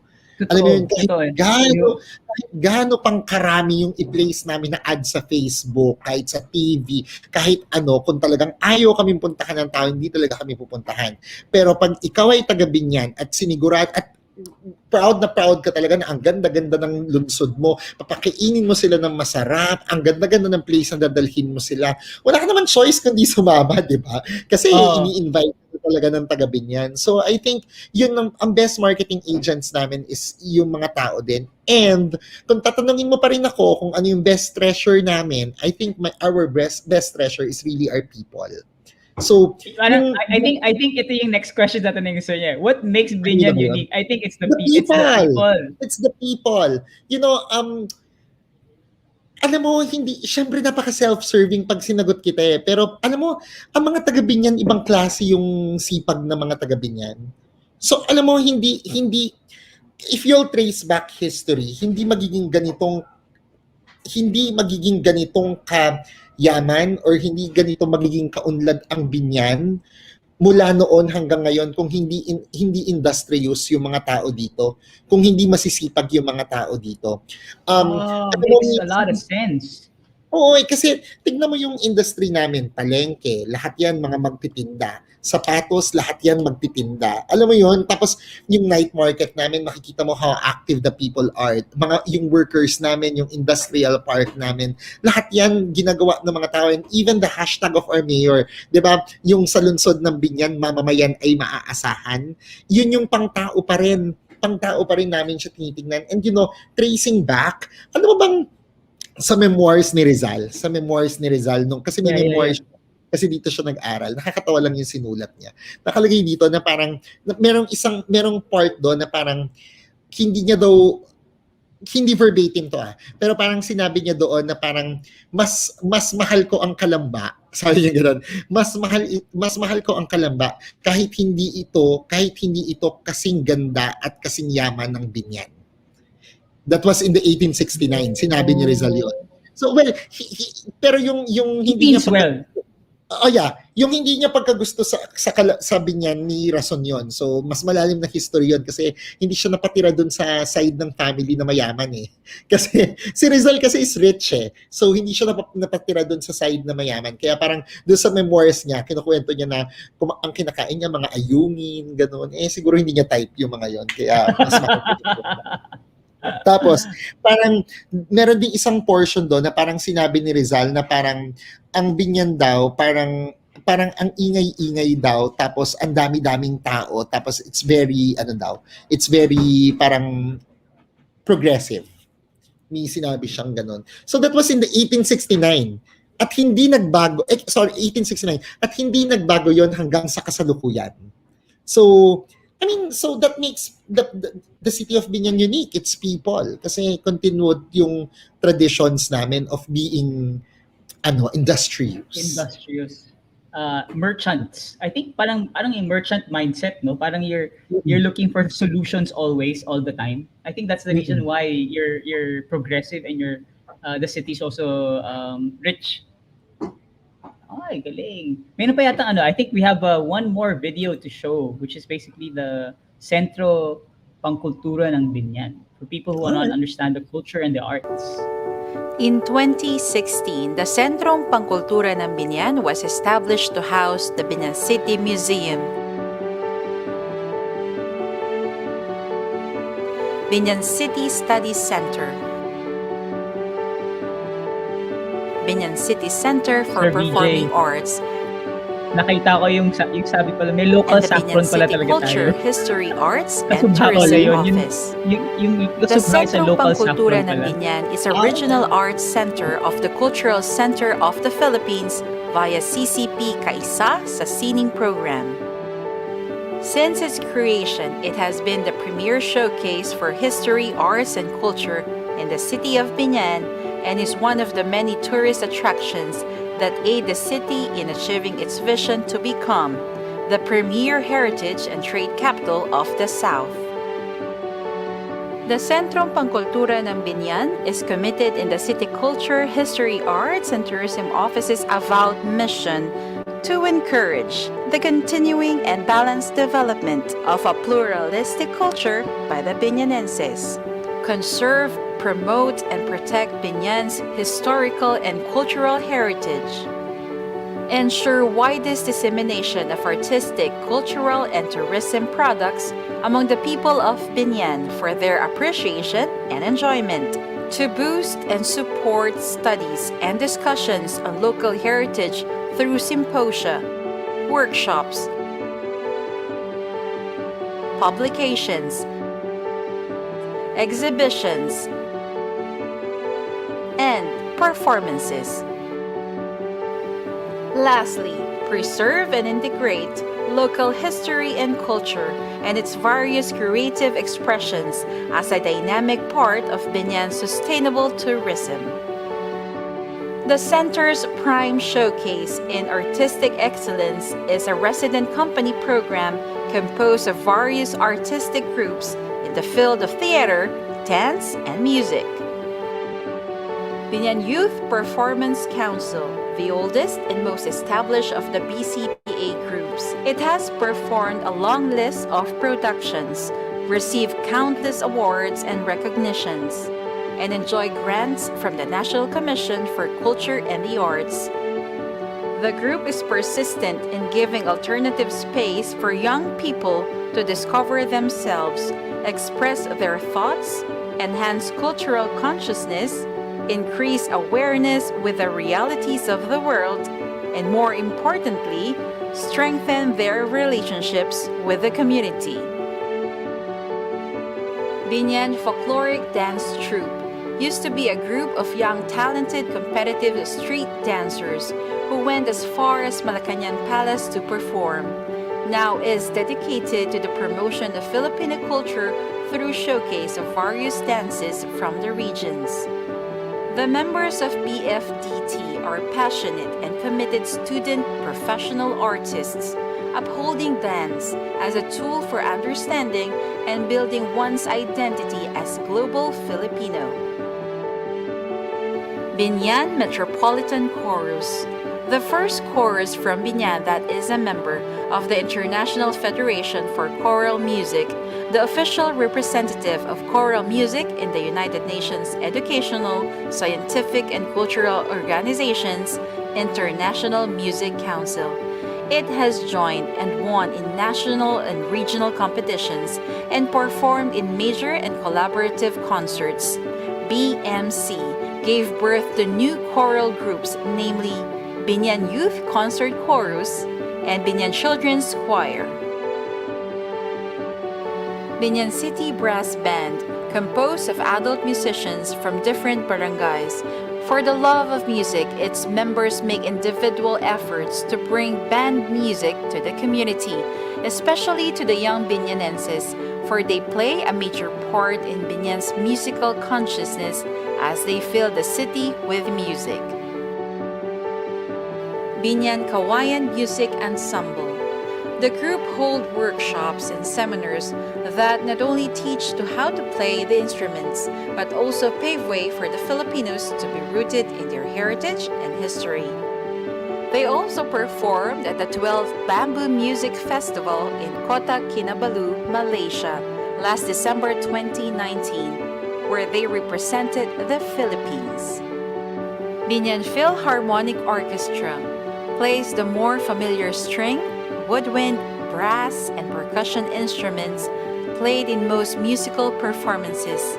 The form itself has been present for the longest time that it is no longer difficult to introduce it to the townspeople. These emerging musicians come together in a symphonic performance exclusively mounted for all Biñanenses to enjoy. Biñan Symphonic Randalia, the youngest of the fast-growing family of performers under BCPA. This Hispanic string ensemble is composed of young aspiring, curious, and eager musicians. The center also serves as the city center in hosting various festivals such as Araw ng Biñan, celebrated February 2 to 4 of every year, is a local histo-cultural festivity of the city that commemorates Biñan cityhood anniversary. Liberation Day from the Japanese Imperial Forces and Foundation Day. Puto Latik Festival, celebrated May 15 to 23 of every year, is a fiesta to lionize the city's very own Puto Biñan and folk dance Maglalatik. The festival was regarded by the Department of Tourism, atop Pearl Awards, as one of the best tourism events in the Philippines. The center is one with the City Culture, History, Arts and Tourism Office, in envisioning to have a city that is aware of its cultural, historical, and artistic heritage towards a sustainable tourism. This is the Centro Pecultura ng Biñan, the home of Philippine history, arts, and culture in the South.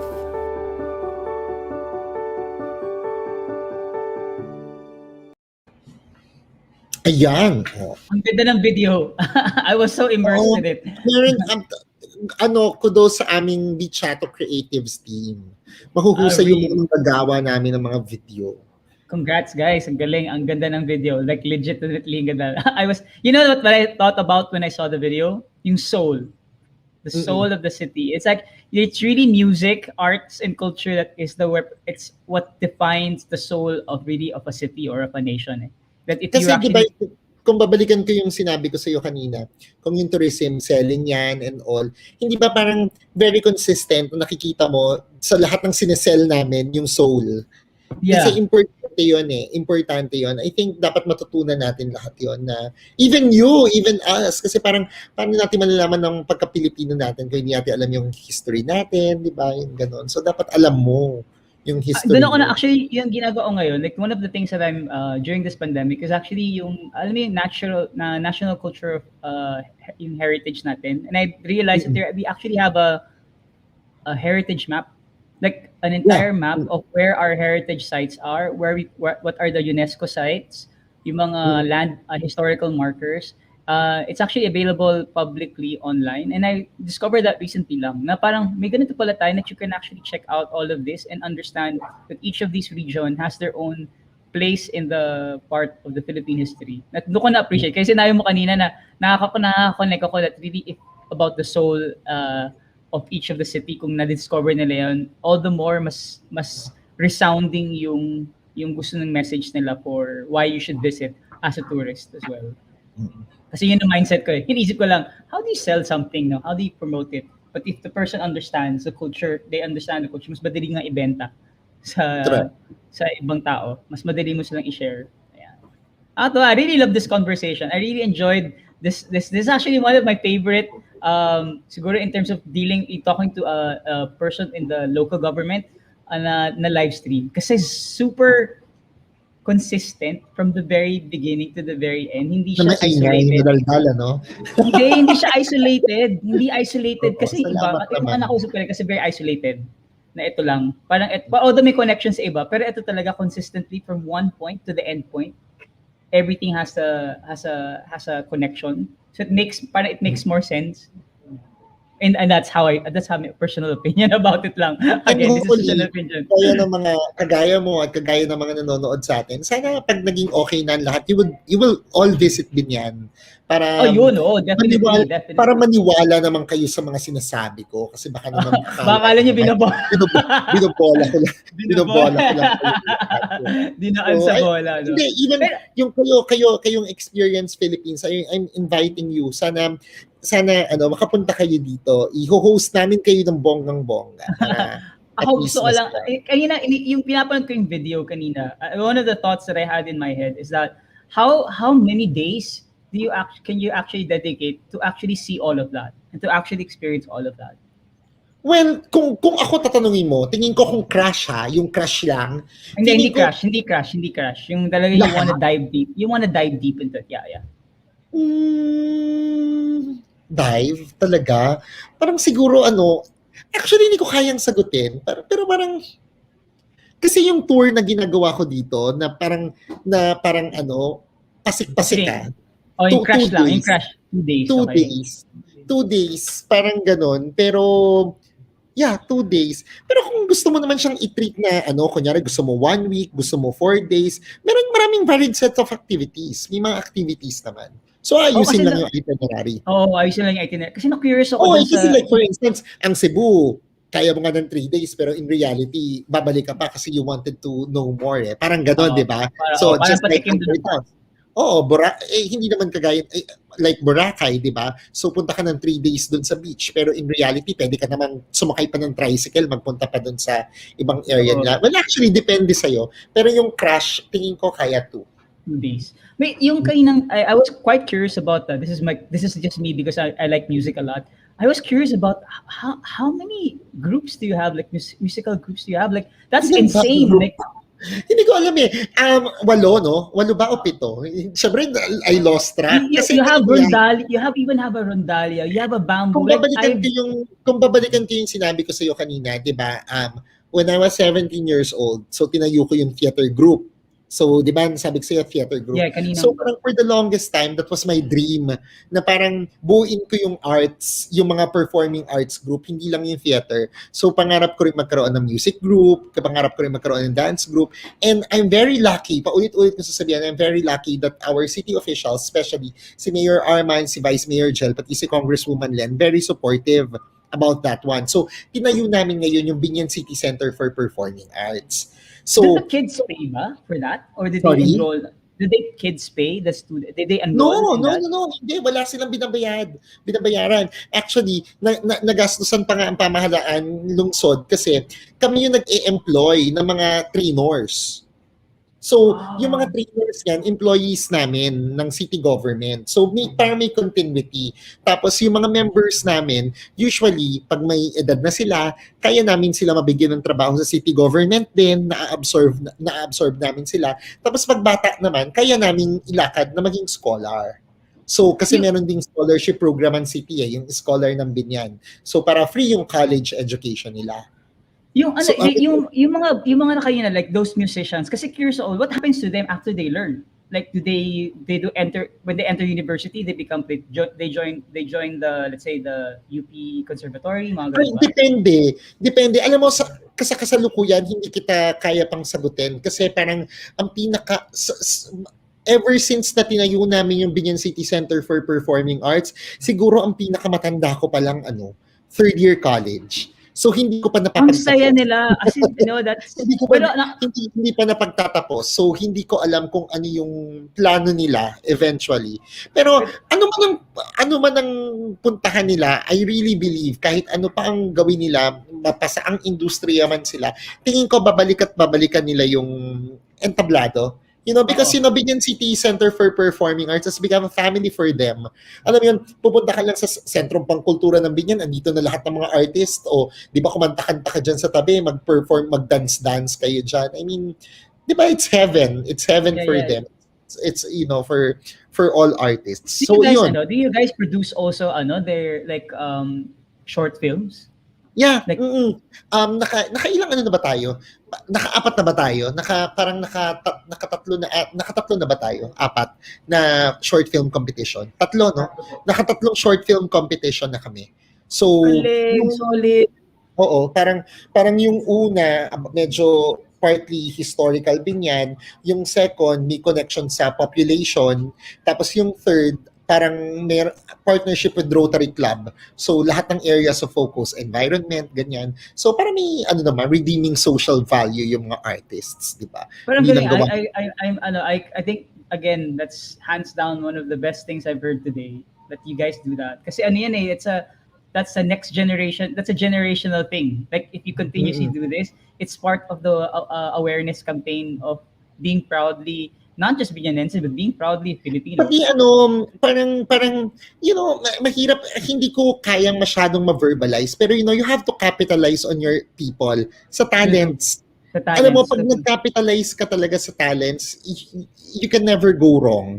Feeling ko talaga, alam mo yun, ma-exhaust mo yung fullest potential ng mga tao, magiging active sila, eventually, pag naging active sila, naging matalino sila, they would be productive citizens of Biñan, then eventually, sila rin naman yung mga magiging future leaders, alam mo yun, and yun, eventually, kung marirealize mo and kung magiging parang yung parang titignan mo siya sa future, kung makakapag-produce ka ng maraming leaders, ay nako, ang ganda-ganda ng Pilipinas. Parang alam mo yun, yung mga problema natin ngayon, hindi natin problema.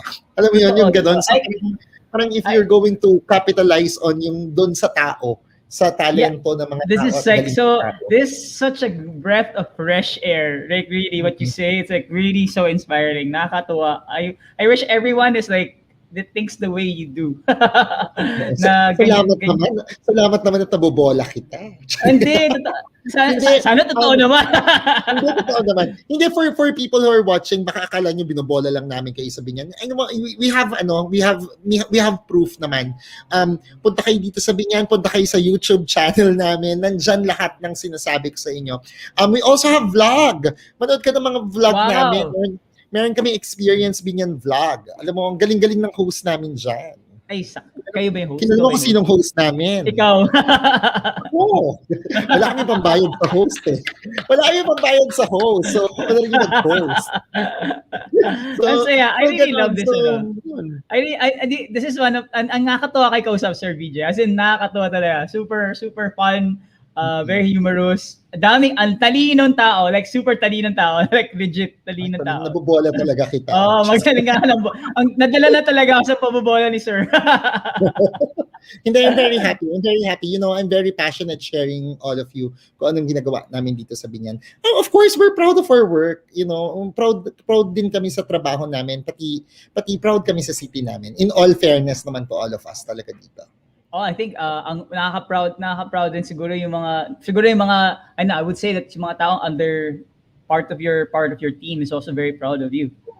Actually, I'm very thankful for my team. Ano yan? Ilan ba yan? Nasa 80 ata yung mga yan. Marami yan kasi kasama mga performers. Actually, hindi pa kasama mga performers doon. So siguro kung Bichato family, ang pag-uusapan natin, I think we're 300. Wow, 300. That's a lot. Yeah, kasi kasama yung mga, if I have 7 groups, so merong 50 members each, o isipin mo yan. Tapos hindi pa kasama yung employees namin dito. So, ganun karami yung Bichato. More or less, mga 400, no? 400 yeah, people. Marami kami. So, yun. So, uulitin ko, this is not on me alone. It just so happened ako na nung bata ako you know, pakilamera ako, you know. pati I'm very passionate of you know what I'm doing. Pero alam mo hindi natin magagawa ito with number one, without the help and support of our local government. Kasi kahit magpatambling-tambling pa ako dyan sa labas, kahit magtaong grasa pa ako dyan sa labas, you know, kung hindi talaga sila naniniwala doon sa these possibilities, pati sa alam mo, talagang nasa kanila pa rin talaga yung honor na ibibigay ko Kasi sila talaga yung key. Kung hindi naniniwala yung local government na nito, doon sa future ng kultura, kasaysayan, sining, turismo, I don't think magiging effective ang Bichato para maibigay namin sa mga tao yung tamang service. And second, syempre yung mga men and women and gays and lesbians of Bichato, alam mo yon. So yung mga artists, yung mga cultural workers, lahat yan may mga big part na ginawa para maging kung ganong ka-vibrant ang City of Biñan sa kasalukuyan. So silang lahat yan. You know, ang City of Biñan is, you know, a collection. Tingin ko a collection yan ng mga stories of triumphs, you know, challenges, aspirations ng bawat isang mga tao dito. Na because of those stories, tingin ko mas malakas kami ngayon na lungsod na kayang-kayang harapin ang kahit anong challenge. Like that. It's like I think the storytelling component is the one that really drives people to action. Like your story drove people to action. May last na lang siguro ko na tanong. It's like if you have anything you want to encourage or talk to people in the travel community or anyone who's watching and who will be watching the video, what will be your like message, or what will be your, you know, not naman sa'yo, ayoko namang words of wisdom, pero ano yung mga gusto mo i-impart sa kanila? Ako kasi ang dami na akong key takeaway. Sobra-sobra na yung key takeaway ko sa'yo. Oo. Hindi kasi ako kasi naniniwala ako every time ina-ask ako kung ano ang pinaka-importanteng ginagawa and relevant na ginagawa to make, you know, people aware of their culture, heritage. Alam mo ito, tong conversations na ganito. You know, we have to have more conversations na kagaya nito kasi alam mo nagiging relevant at nagiging importante ang isang bagay kapag patuloy itong pinag-uusapan. Kapag patuloy itong pinag-uusapan, patuloy ang engagement, patuloy ang pagbuo ng kultura, patuloy ang pagbubuo ng panibagong kasaysayan. You know, kailangan maging interesado kasi yung mga kabataan natin kung ano yung mga meron tayo ngayon Kasi naniniwala kasi ako dun sa kasabihan na parang for you to, alam mo yun, you have to open the books of your past para malaman mo kung paano ka kikilos sa iyong present at paano ka mag-a-advance as a person. Actually, lagi kong kino-quote yun. Hindi ko naman alam kung sino nagsabi. So alam mo yun, kasi pero nabasa ko yun somewhere. So yun, so naniniwala ako doon na parang we will be much stronger citizens of this country, hindi lang sa Biñan, but of this country kung tayong lahat ay natututo, kung tayong lahat ay engaged, kung tayong lahat ay nakikilahok, at tayong lahat ay patuloy na nagkukwentuhan kung ganong kaganda ang ating bayan. So, yun lang yun. And thank you very much, Experience Philippines, for doing this. Kasi this is an advocacy, itong mga ganitong conversation is an advocacy. And I think kailangan ipatuloy-tuloy lang. So, to close this, gusto ko lang sabihin na parang hindi lang ako proud Biñanense. Kasi parang dapat kasabay ng word na proud Biñanense, dapat merong word na Filipino eh. Kasi first and foremost, tayong lahat ay mga Pilipino. So dapat ako ay proud Filipino Biñanense. So dapat lahat tayo ay mahal ang ating bayan. Dapat lahat tayo alam yung magandang possibilities pa na kayang ibigay ng ating bayan. Wala namang iba magmamahal ng bayan natin kundi tayo. So, alam mo yon, so dapat tayo mga Pilipino yung nagbabandera talaga kung gaano kaganda yung bayan natin. At patuloy ang kwentuhan, patuloy ang chismisan para maging relevant ang mga usapin na ganito. So, maraming salamat po sa inyo. Nagsabi yung team, nag-message sa akin, Amen, Sir BJ. Oo. Hindi totoo yun. So, you have to, alam mo, kailangan may engagement, kailangan pinagkukwentuhan eh. Kasi pag hindi na pinagkukwentuhan, mamamatay.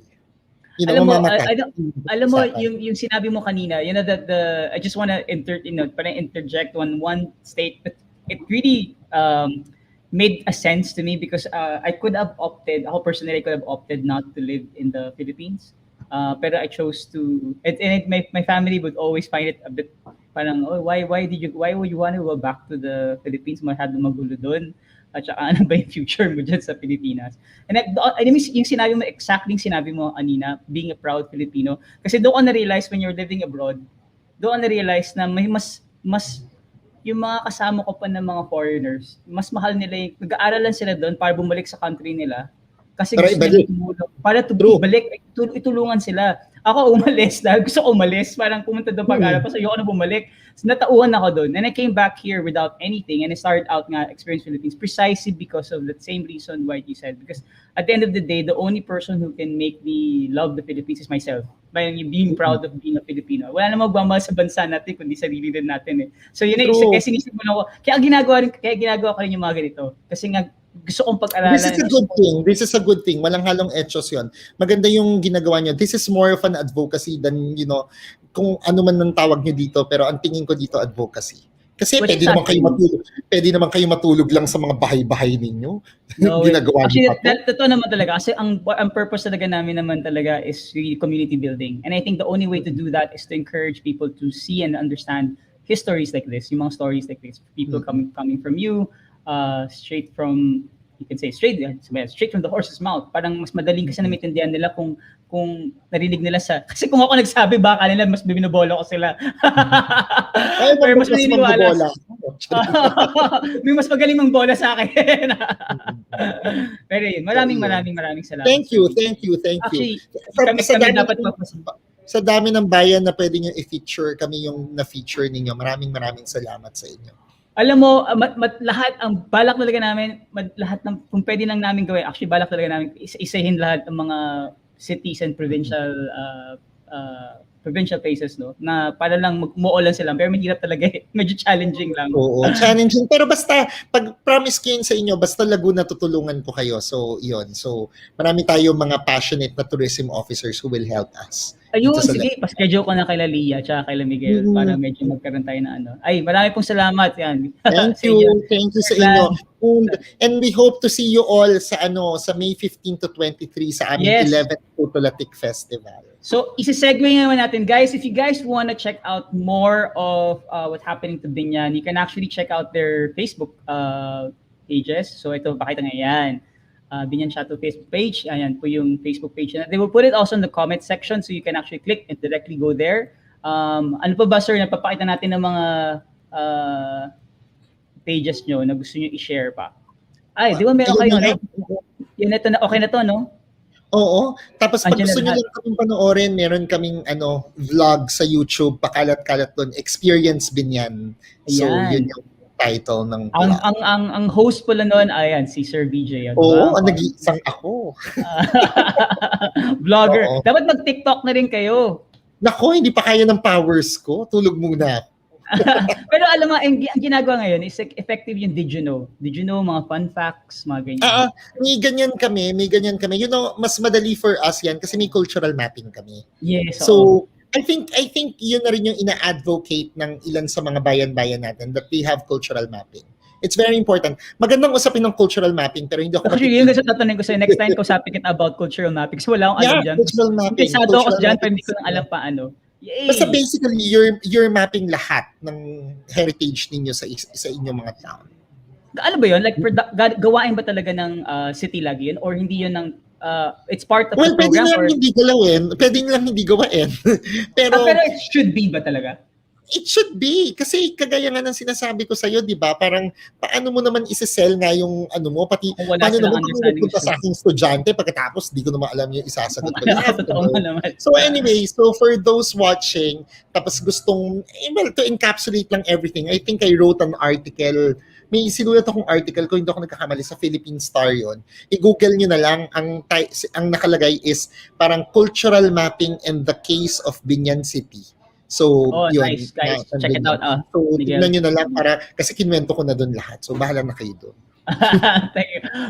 Sir VJ, maraming salamat for spending after. I know you're very, very busy, but you spent, this afternoon with us on this week sharing your story and sharing Biñan and everything else. And we really enjoyed the conversations. And it's really it's actually, tama sa amin, these conversations are the conversations that matter, especially for us Filipinos, para mapamahal natin sariling atin at maging proud and magiging Pinoy. At saka, how we can actually contribute and help out. Yes. Really contribute and help out. So, yun, maraming salamat. Thank you on behalf of the City Government of Biñan, Biñan City Culture, History, Arts, Tourism Office, and the Biñan City Center for Performing Arts. Maraming salamat and more power to Experience Philippines. Maraming Thank you, Biñan. Thank you. Basta pag kailangan nyo kami, andito lang kami. Oo. Sir, pag for the other parts ng mga places of Laguna, maybe you can help us out. Yeah, sure. Promise ko yun sa inyo. We can share more stories and people get to know more about Laguna. Kasi Laguna is so close to Metro to everyone else in Metro Manila. Ang lapit lang. So pwede nila i-travel ngayon yan at pwede na sila magkaroon ng road trip dyan. Yan. So yun, maraming salamat sa team ni Sir BJ. Maraming salamat kay Sir BJ talaga. Super dami natin tutunan. And I hope you guys really enjoyed it. So if you guys want to join also our Experience Philippines community page group. So this is actually our Facebook page. We'll also have our Experience Philippines community group where we actually talk about a lot of these things and we actually engage with different inspiring individuals doing amazing things in the Philippines. No? Lahat ng mga Pinoy na nakita namin na nakakatuwa na doing their own little thing, making changes, nandyan sila po. So, ayan, if you guys join us as well. So, yun. Thank you, Sir VJ. Thank you so much for the team. Maraming salamat po. At we don't have much time for our live stream this afternoon, but see you guys on the coming days for more live streams of different provinces and different cities in the Philippines. So yun, this is Experience Philippines live stream. Maraming salamat Sir VJ and the team of Biñan Laguna. Thank you so much po.